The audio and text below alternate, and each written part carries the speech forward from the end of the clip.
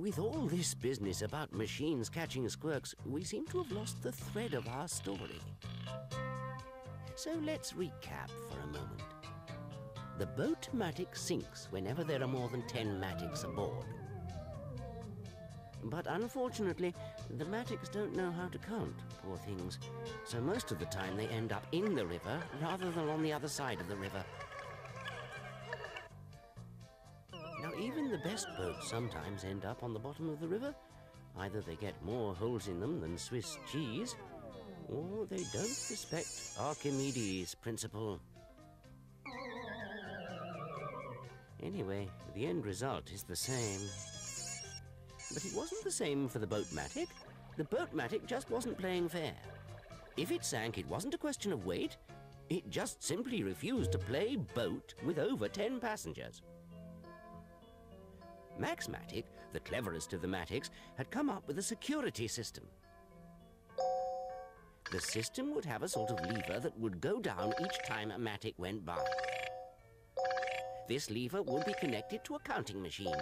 Once it got to 10, the counting machine would simply close the gate. The only problem with Max Matic's system was the machine for counting up to 10. There wasn't one. Professor Mach 1 didn't have any machines that counted past 9. Frankly, the poor professor wasn't all that clever about counting. But then Max Matic had a truly brilliant idea. First, they needed a second machine for counting up to 9.